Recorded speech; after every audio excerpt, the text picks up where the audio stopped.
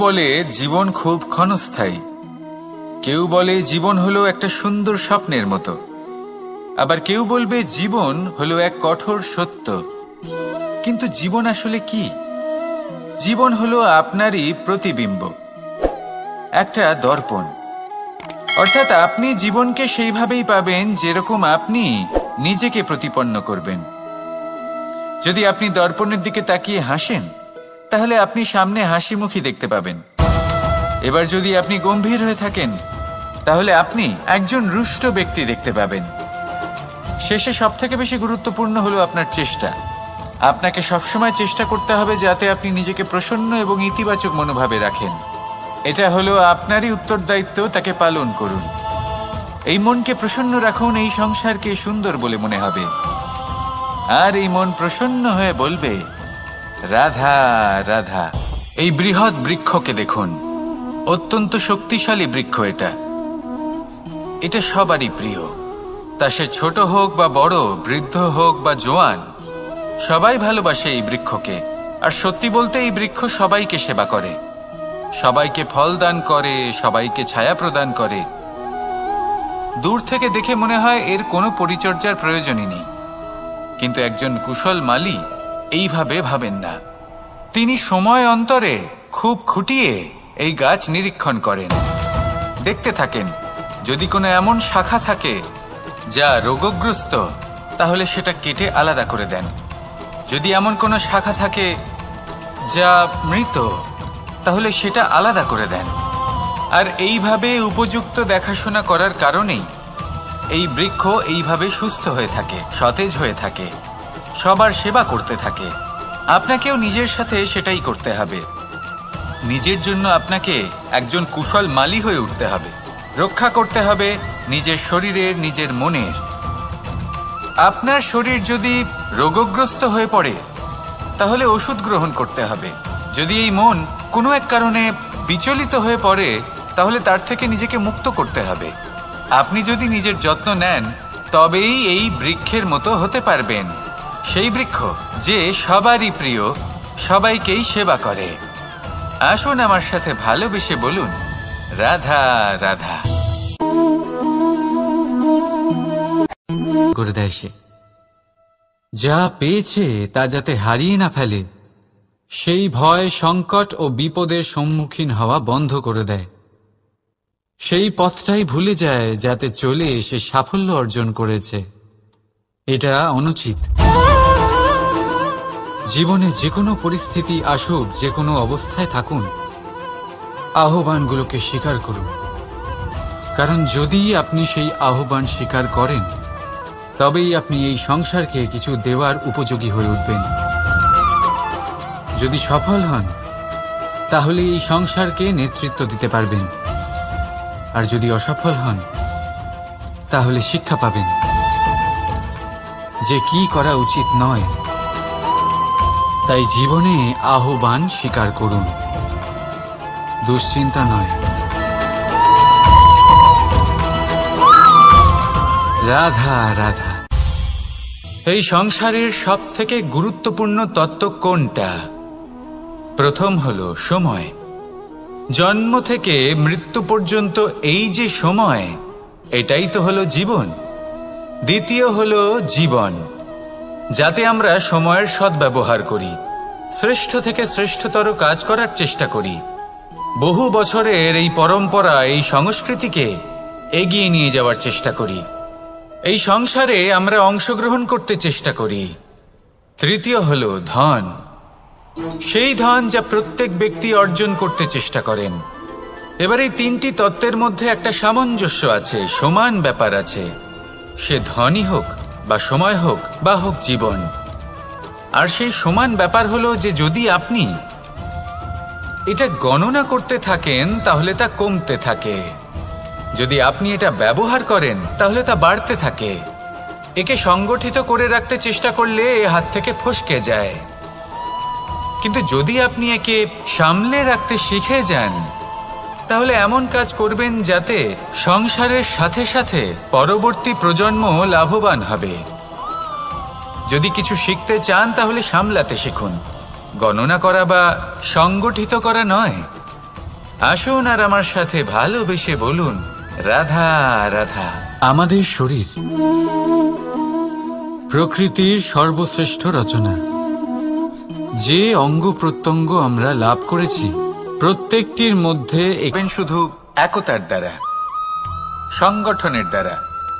যদি আপনাকে উদাহরণ দিই, নিজের এই হাতটাকে দেখুন, 5টা আঙুল রয়েছে। কোনো একটা বস্তুকে নিজের একটা আঙুল দ্বারা তুলে ধরার চেষ্টা করে দেখুন, বড়ই কষ্ট হবে।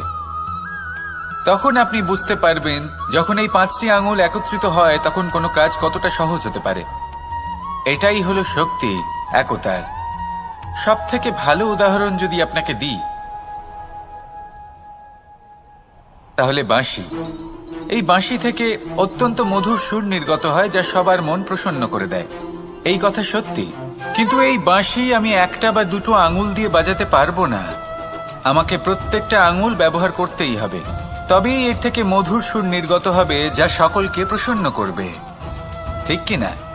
ঠিক এইভাবেই যদি আপনি চান যে আপনার জীবনরূপী বাঁশি থেকেও মধুর সুর নির্গত হোক বা সবার মনকে প্রসন্ন করে তুলুক, তাহলে আপনাকেও জীবনে একতা নিয়ে আসতেই হবে। আপনি একাও কর্ম করতে পারেন, পথ চলতেও পারেন, সামনেও এগোতে পারেন, সাফল্যও লাভ করতে পারেন। কিন্তু যখন সকলে একসাথে এগোবেন, সেই পথে চলবেন, সেই কর্মই করবেন, তখন লক্ষ্যে অবশ্যই পৌঁছবেন, সাফল্য অবশ্যই লাভ করবেন। কিন্তু সেই সাফল্য এবং তার আনন্দর সংমিশ্রণটাই একটু অন্যরকম হবে। তাই জীবনে ঐক্যবদ্ধ হন, একসাথে মিলে এগোতে থাকুন, আর আমার সাথে ভালোবেসে বলুন, রাধা। এটা সম্ভব কে করে দেখাবে? প্রকৃতি। আগে হ্যাঁ, এই সংসারে যা কিছু উৎপন্ন হয়, যা কিছু নষ্ট হয়, তার জন্য প্রকৃতি দায়ী হন। এই প্রকৃতির কারণেই তো রৌদ্র আসে, প্রকৃতির কারণেই বৃষ্টি হয়, জল পাওয়া যায়। তার কারণেই এই বটের বীজ তা এক বিশাল বটবৃক্ষে পরিণত হবে। কিন্তু একজন মানুষকে দেখুন, মানুষ বলবে এই বৃক্ষে আমার অধিকার রয়েছে। কেন? কারণ আমি এই বীজ বপন করেছি। এবার সমস্ত কাজ প্রকৃতি করবে আর সমস্ত শ্রেয় মানুষ নিয়ে যাবে। এটা কি উচিত? কখনোই নয়। এবার এর উত্তর প্রকৃতিতেই লুকোনো আছে। কখনো কোনো পাখিও এই বীজ রোপণ করে, সেখানে বৃক্ষ উৎপন্ন হয়, তাতে ফল আসে, সেই পাখি সেই ফল খায়, কিন্তু সেখানকার বাকি পাখি এবং প্রাণীদের সেই ফল খেতে বারণ করে না। সেই বৃক্ষের ওপর নিজের অধিকার প্রমাণ করতে চেষ্টা করে না, সবার মধ্যে ভাগ করে দেয়। আর এটাই আমাদেরও করা উচিত। যা প্রকৃতি থেকে আসছে তা আবার প্রকৃতিতেই ফিরে যেতে দিন। এটা অত্যন্ত প্রয়োজনীয়। পাখিদের মতো হতে চেষ্টা করুন, তবেই আপনার এই মন আকাশে উড়তে থাকবে আর সুপ্রসন্ন হয়ে বলবে, রাধা রাধা। দুরকমের প্রাকৃতিক বেগ থাকে। প্রথম হলো বর্ষা। যখন এর বর্ষণ হয় তখন মাটিকে শীতল করে নতুন ফসল ফলায়। আর দ্বিতীয় হয় পবন, যা আমাদের সর্বদা শ্বাসবায়ু প্রদান করে।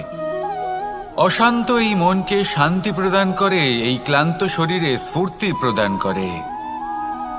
আমাদের জীবনে যত আবেগ আছে তা হয় বর্ষার মতো হওয়া উচিত, নয় হওয়া উচিত পবনের মতো। ক্রোধ, মতভেদ, বিবাদ, এগুলো হওয়া উচিত বর্ষার মতো। অর্থাৎ কিছু সময় পরে যেন এরা নিজে থেকেই ছিন্ন ভিন্ন হয়ে চলে যায়। আর যদি পবনের মতো কোনো আবেগ থাকা উচিত, তা হলো প্রেম,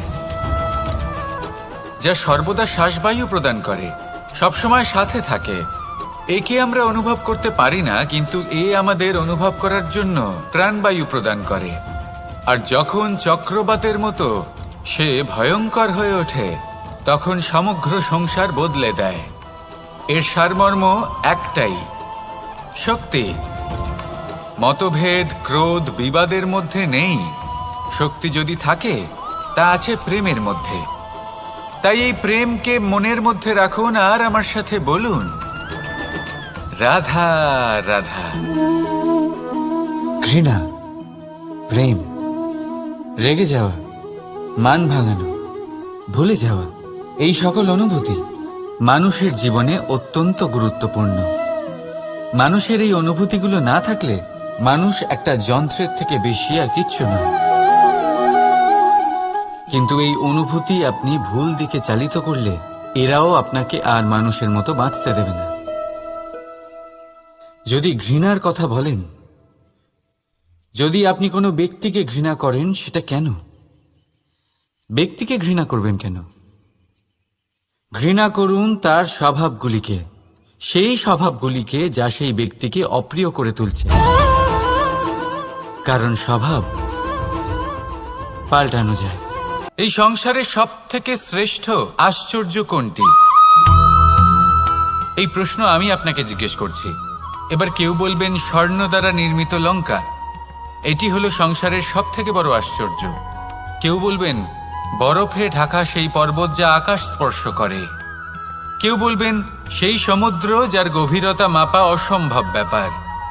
কেউ বলবেন সেই বায়ু যা আমরা দেখতে পাই না, কিন্তু তা আমাদের জীবন দান করে। সংসারের সব থেকে বড় আশ্চর্য কি, সেই প্রশ্নের উত্তর যুধিষ্ঠির দিয়েছিলেন, আর তা ছিল শ্রেষ্ঠ উত্তর এবং উচিত।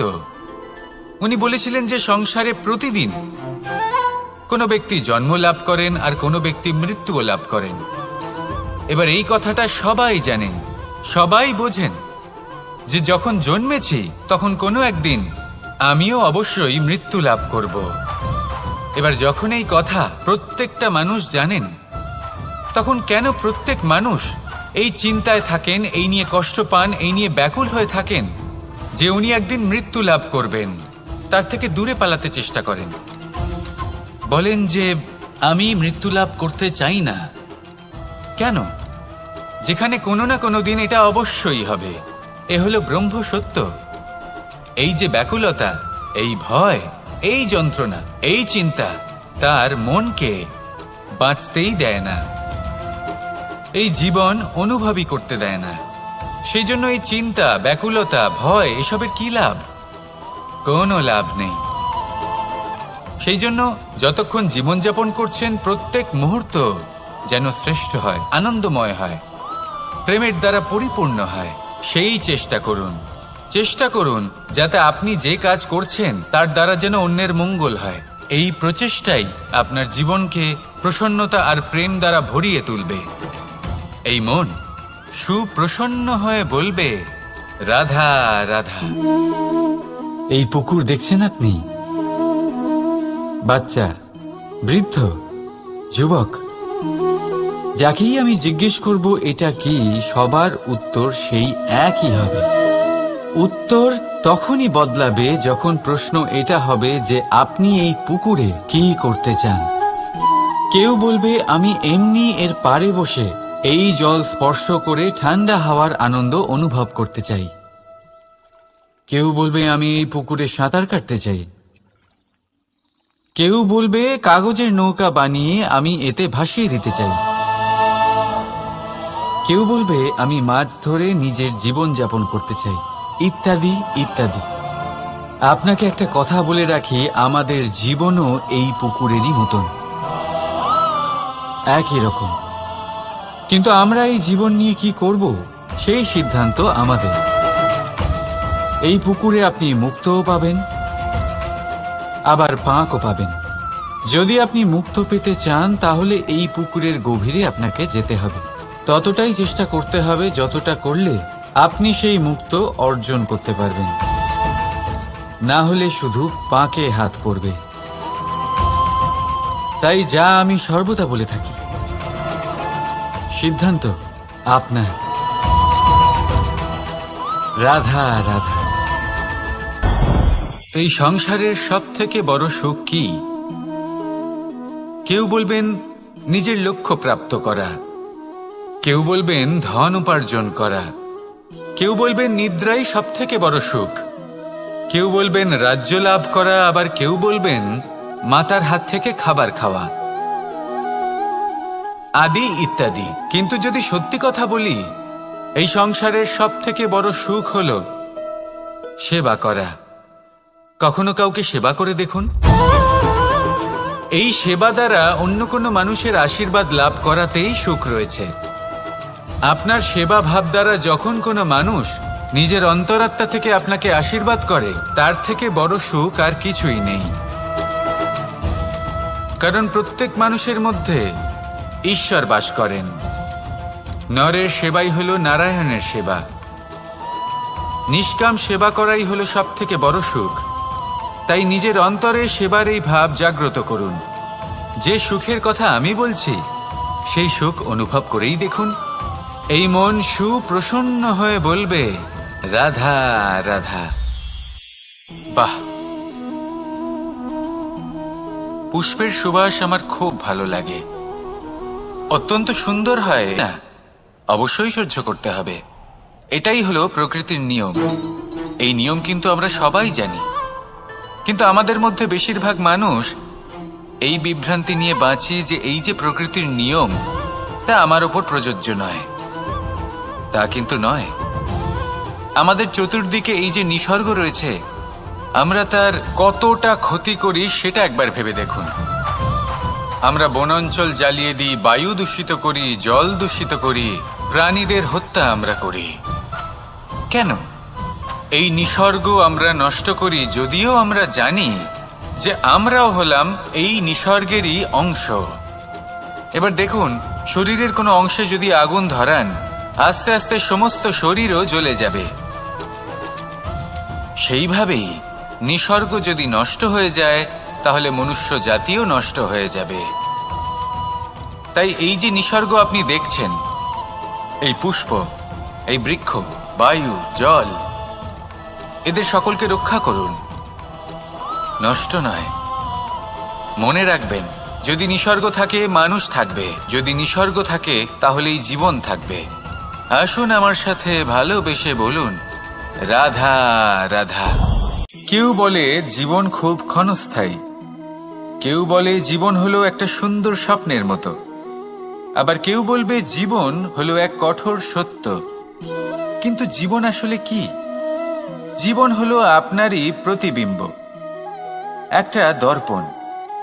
অর্থাৎ আপনি জীবনকে সেইভাবেই পাবেন যেরকম আপনি নিজেকে প্রতিপন্ন করবেন। যদি আপনি দর্পণের দিকে তাকিয়ে হাসেন, তাহলে আপনি সামনে হাসি মুখী দেখতে পাবেন। এবার যদি আপনি গম্ভীর হয়ে থাকেন, তাহলে আপনি একজন রুষ্ট ব্যক্তি দেখতে পাবেন। শেষে সবথেকে বেশি গুরুত্বপূর্ণ হলো আপনার চেষ্টা। আপনাকে সবসময় চেষ্টা করতে হবে যাতে আপনি নিজেকে প্রসন্ন এবং ইতিবাচক মনোভাবে রাখেন। এটা হলো আপনারই উত্তরদায়িত্ব, তাকে পালন করুন। এই মনকে প্রসন্ন রাখুন, এই সংসারকে সুন্দর বলে মনে হবে। আর এই মন প্রসন্ন হয়ে বলবে, রাধা রাধা। এই বৃহৎ বৃক্ষকে দেখুন, অত্যন্ত শক্তিশালী বৃক্ষ। এটা সবার এইভাবে ভাবেন না। তিনি সময় অন্তরে খুব খুঁটিয়ে এই গাছ নিরীক্ষণ করেন, দেখতে থাকেন। যদি কোনো এমন শাখা থাকে যা রোগগ্রস্ত, তাহলে সেটা কেটে আলাদা করে দেন। যদি এমন কোনো শাখা থাকে যা মৃত, তাহলে সেটা আলাদা করে দেন। আর এইভাবে উপযুক্ত দেখাশোনা করার কারণেই এই বৃক্ষ এইভাবে সুস্থ হয়ে থাকে, সতেজ হয়ে থাকে, সবার সেবা করতে থাকে। আপনাকেও নিজের সাথে সেটাই করতে হবে। নিজের জন্য আপনাকে একজন কুশল মালী হয়ে উঠতে হবে। রক্ষা করতে হবে নিজের শরীরের, নিজের মনের। আপনার শরীর যদি রোগগ্রস্ত হয়ে পড়ে, তাহলে ওষুধ গ্রহণ করতে হবে। যদি এই মন কোনো এক কারণে বিচলিত হয়ে পড়ে, তাহলে তার থেকে নিজেকে মুক্ত করতে হবে। আপনি যদি নিজের যত্ন নেন, তবেই এই বৃক্ষের মতো হতে পারবেন। সেই বৃক্ষ যে সবারই প্রিয়, সবাইকেই সেবা করে। আসুন আমার সাথে ভালোবেসে বলুন, রাধা রাধা। করে দেয় সে, যা পেয়েছে তা যাতে হারিয়ে না ফেলে, সেই ভয়, সংকট ও বিপদের সম্মুখীন হওয়া বন্ধ করে দেয়। সেই পথটাই ভুলে যায় যাতে চলে সে সাফল্য অর্জন করেছে। এটা অনুচিত। জীবনে যে কোনো পরিস্থিতি আসুক, যে কোনো অবস্থায় থাকুন, আহ্বানগুলোকে স্বীকার করুন। কারণ যদি আপনি সেই আহ্বান স্বীকার করেন, তবেই আপনি এই সংসারকে কিছু দেওয়ার উপযোগী হয়ে উঠবেন। যদি সফল হন, তাহলে এই সংসারকে নেতৃত্ব দিতে পারবেন, আর যদি অসফল হন তাহলে শিক্ষা পাবেন যে কি করা উচিত নয়। তাই জীবনে আহ্বান স্বীকার করুন, দুশ্চিন্তা নয়। রাধা রাধা। এই সংসারের সব থেকে গুরুত্বপূর্ণ তত্ত্ব কোনটা? প্রথম হলো সময়। জন্ম থেকে মৃত্যু পর্যন্ত এই যে সময়, এটাই তো হলো জীবন। দ্বিতীয় হলো জীবন, যাতে আমরা সময়ের সদ্ব্যবহার করি, শ্রেষ্ঠ থেকে শ্রেষ্ঠতর কাজ করার চেষ্টা করি। বহু বছরের এই পরম্পরা, এই সংস্কৃতিকে এগিয়ে নিয়ে যাওয়ার চেষ্টা করি। এই সংসারে আমরা অংশগ্রহণ করতে চেষ্টা করি। তৃতীয় হলো ধন, সেই ধন যা প্রত্যেক ব্যক্তি অর্জন করতে চেষ্টা করেন। এবার এই তিনটি তত্ত্বের মধ্যে একটা সামঞ্জস্য আছে, সমান ব্যাপার আছে। সে ধনই হোক বা সময় হোক বা হোক জীবন। আর সেই সমান ব্যাপার হলো যে যদি আপনি এটা গণনা করতে থাকেন তাহলে তা কমতে থাকে, যদি আপনি এটা ব্যবহার করেন তাহলে তা বাড়তে থাকে। একে সংগঠিত করে রাখতে চেষ্টা করলে এ হাত থেকে ফসকে যায়, কিন্তু যদি আপনি একে সামলে রাখতে শিখে যান তাহলে এমন কাজ করবেন যাতে সংসারের সাথে সাথে পরবর্তী প্রজন্ম লাভবান হবে। যদি কিছু শিখতে চান তাহলে সামলাতে শিখুন, গণনা করা বা সংগঠিত করা নয়। আসুন আর আমার সাথে ভালোবেসে বলুন রাধা রাধা। আমাদের শরীর প্রকৃতির সর্বশ্রেষ্ঠ রচনা। যে অঙ্গ প্রত্যঙ্গ আমরা লাভ করেছি প্রত্যেকটির মধ্যে একটি নিজস্ব বার্তা রয়েছে। একটু ভেবে দেখুন, দুটি চোখ দিয়েছে দেখার জন্য, দুটি কান দিয়েছে শোনার জন্য, নাসিকাও আছে দুটি, দুটি হাত দিয়েছে দ্বিগুণ পরিশ্রম করার জন্য। কিন্তু জীব শুধুমাত্র একটি, তার উপরেও তীক্ষ্ণ বলিষ্ঠ দাঁত দিয়েছে তার রক্ষার জন্য। কখনো ভেবে দেখেছেন কেন?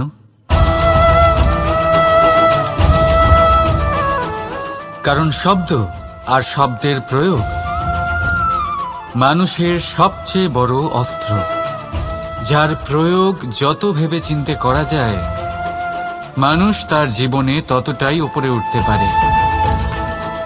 তাহলে মনে রাখুন, দেখুন, শুনুন আর বুঝুন বেশি, বলুন কম। রাধা রাধা। আমরা সকলে শক্তি অনুভব করতে চাই। এবার যদি আপনাকে জিজ্ঞেস করা হয় যে সবথেকে বেশি শক্তির অনুভব কোথা থেকে করা সম্ভব, তখন কেউ কেউ বলবেন পুষ্টিকর আহার গ্রহণ করলে, ব্যায়াম করলে, কেউ বলবেন ধন লাভ করলে, শুধু একতার দ্বারা, সংগঠনের দ্বারা। যদি আপনাকে উদাহরণ দিই, নিজের এই হাতটাকে দেখুন, 5টা আঙুল রয়েছে। কোনো একটা বস্তুকে নিজের একটা আঙুল দ্বারা তুলে ধরার চেষ্টা করে দেখুন, বড়ই কষ্ট হবে। তখন আপনি বুঝতে পারবেন যখন এই 5টি আঙুল একত্রিত হয় তখন কোনো কাজ কতটা সহজ হতে পারে। এটাই হলো শক্তি, একতার। সব থেকে ভালো উদাহরণ যদি আপনাকে দিই তাহলে বাঁশি। এই বাঁশি থেকে অত্যন্ত মধুর সুর নির্গত হয় যা সবার মন প্রসন্ন করে দেয়। এই কথা সত্যি, কিন্তু এই বাঁশি আমি একটা বা দুটো আঙুল দিয়ে বাজাতে পারবো না। আমাকে প্রত্যেকটা আঙুল ব্যবহার করতেই হবে, তবেই এর থেকে মধুর সুর নির্গত হবে যা সকলকে প্রসন্ন করবে, ঠিক কিনা? ঠিক এইভাবেই যদি আপনি চান যে আপনার জীবনরূপী বাঁশি থেকেও মধুর সুর নির্গত হোক বা সবার মনকে প্রসন্ন করে তুলুক, তাহলে আপনাকেও জীবনে একতা নিয়ে আসতেই হবে। আপনি একাও কর্ম করতে পারেন, পথ চলতেও পারেন, সামনেও এগোতে পারেন, সাফল্যও লাভ করতে পারেন। কিন্তু যখন সকলে একসাথে এগোবেন, সেই পথে চলবেন, সেই কর্মই করবেন, তখন লক্ষ্যে অবশ্যই পৌঁছবেন, সাফল্য অবশ্যই লাভ করবেন। কিন্তু সেই সাফল্য এবং তার আনন্দর সংমিশ্রণটাই একটু অন্যরকম হবে।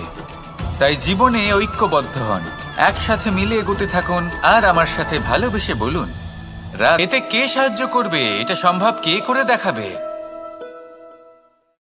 প্রকৃতি। আগে হ্যাঁ, এই সংসারে যা কিছু উৎপন্ন হয়, যা কিছু নষ্ট হয়, তার জন্য প্রকৃতি দায়ী হন। এই প্রকৃতির কারণেই তো রৌদ্র আসে, প্রকৃতির কারণেই বৃষ্টি হয়, জল পাওয়া যায়। তার কারণেই এই বটের বীজ তা এক বিশাল বটবৃক্ষে পরিণত হবে। কিন্তু একজন মানুষকে দেখুন, মানুষ বলবে এই বৃক্ষে আমার অধিকার রয়েছে। কেন? কারণ আমি এই বীজ বপন করেছি। এবার সমস্ত কাজ প্রকৃতি করবে আর সমস্ত শ্রেয় মানুষ নিয়ে যাবে। এটা কি উচিত? কখনোই নয়। এবার এর উত্তর প্রকৃতিতেই লুকোনো আছে। কখনো কোনো পাখিও এই বীজ রোপণ করে, সেখানে বৃক্ষ উৎপন্ন হয়, তাতে ফল আসে, সেই পাখি সেই ফল খায়, কিন্তু সেখানকার বাকি পাখি এবং প্রাণীদের সেই ফল খেতে বারণ করে না।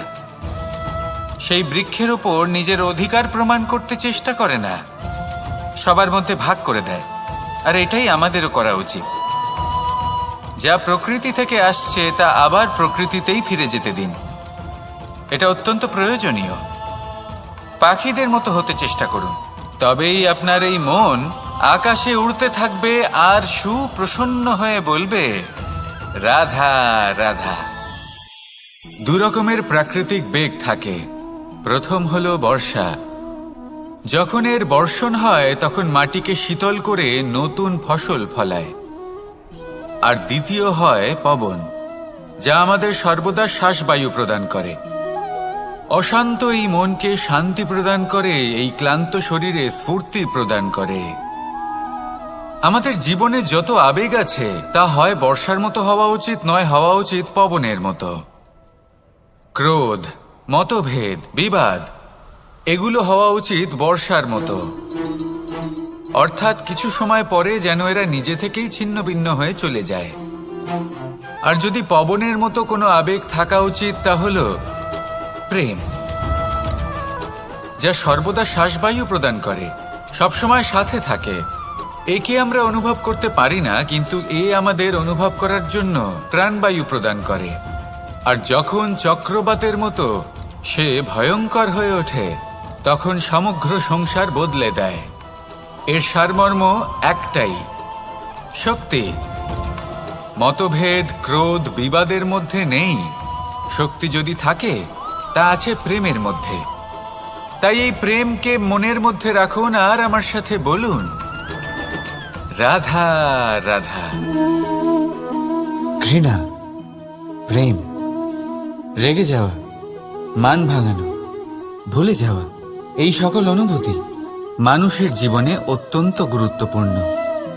মানুষের এই অনুভূতিগুলো না থাকলে মানুষ একটা যন্ত্রের থেকে বেশি আর কিচ্ছু নয়। কিন্তু এই অনুভূতি আপনি ভুল দিকে চালিত করলে এরাও আপনাকে আর মানুষের মতো বাঁচতে দেবে না। যদি ঘৃণার কথা বলেন, যদি আপনি কোনো ব্যক্তিকে ঘৃণা করেন, সেটা কেন? ব্যক্তিকে ঘৃণা করবেন কেন?